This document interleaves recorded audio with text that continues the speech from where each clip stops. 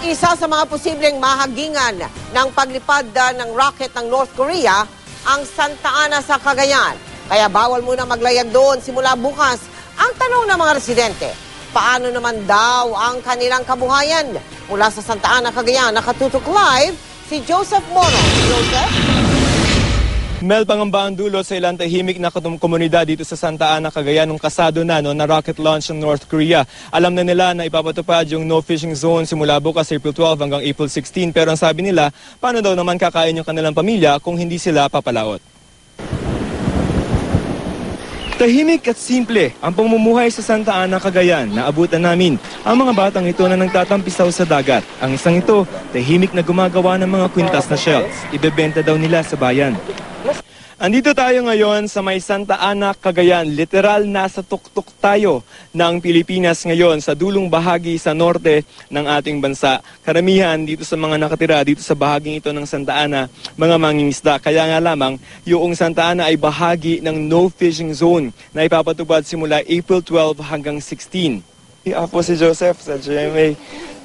Pasensya na ho sa abala.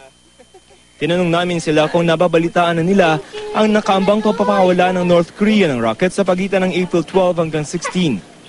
Ano hong pangaramdam nyo kung marinig nyo may ganun? Siyempre, natatakot pag dito buti kung mga matatanda lang ang yung mga bata madadamay. Sabi naman po sa dagat naman. Oh, ay, sa dagat pala pabagsak. So, pag sa dagat, mas kayang kampanday. Oo, anong sabi daw sa inyo? Hindi po, mag-ano na lang daw po yung parang magbantay-bantay na lang daw po. May awan naman po ang Diyos Payo ng NDRRMC sa mga residente ng Cagayan, huwag muna maglalabas ng bahay mula April 12 hanggang 16. Bawal din mangisda.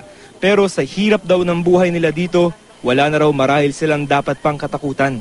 Ang tanong ngayon, paano itong hanap buhay namin sa dagat lang? Paano namin mabuhay ang pamilya namin kung mag-standby kami halos isang linggo? So, sa 12 and 16, maglalayag pa rin kayo? May posibilidad, kasi baka bukas naka-schedule na kami yung palaot kami. Sa isang bahay, isang sanggol ang ipinanganak 3 oras lamang bago kami dumating doon. Isang buhay na namang aasa sa biyaya ng dagat. Pangingisda ang isa sa pangunahing ikinabubuhay ng mga taga rito. Sa kalsada, karaniwan na ang mga nagbebenta ng mga islang huli sa karagatan. Kung tutuusin kung hindi lilihis sa nakatakdang trajectory ng rocket, napapakawala ng North Korea, sa dagat daw babagsak ang ikalawang bahagi nito. 190 nautical miles o 351.88 kilometers ang layo mula sa Santa Ana. Pero hindi inaalis ng gobyerno natin na baka lumihis ang rocket. Ang Philippine Coast Guard sa Barangay San Vicente, pinakausapan na ang mga mangingisda na sundin ang no fishing zone simula bukas. Pero ang mga mangingisda, nag-aalala. Pero ang pagkausap lang namin na kami mga nangingisda dito na marali na.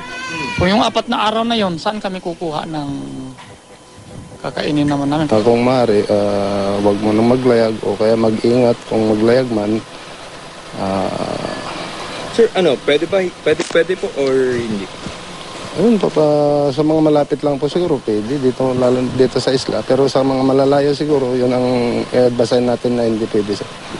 Sa Tuguegarao, kapitolyo ng probinsya, hindi maiwasang mainis ng ilang residente sa kawalang kasiguraduhang dulot ng rocket launch. Ang ilan, sa Diyos na lamang daw, kakapit. Dapat sa kanila na lang, pataasin nila, sa kanila, ibagsak sa kanila. Para sila na lang, hindi yung magdadamay na ibang tao. Diyos na lang bahala dyan. Kung may malakas na panalagyo sa Diyos, you're safe. Ilalayo ng Diyos yan. Mel, bilang kompromiso, ayon dito sa provincial agriculturist ay papayagan yung mga mangingisda na makapaglayag doon sa tinatawag nila na municipal waters. Ito yung 15 kilometers from the shoreline. Malapit lamang yan kasi hindi daw talaga maiiwasan na hindi mag-agree yung mga mangingisda na huwag maglayag sa panahon na yon, April 12 to 16, Mel. Joseph, yung local government, wala bang ginagawa para maibsan yung takot ng mga kababayan natin dyan, Joseph? Meron ma'am silang ginagawa na information dissemination, kasi paano ka ba naman mag-aabang talaga ng isang rocket or yung debris from a rocket. So ang ginagawa ngayon is that yung information dissemination, maging alerto sila at kung ano yung gagawin nila kung halimbawa na wag naman sana na lumihis yung rocket at yung debris ay tumama sa lupa. So ang sabi ay wag hawakan niya na tawagan agad yung NDRRMC, Mel. Maraming salamat sa iyo, Joseph Moro.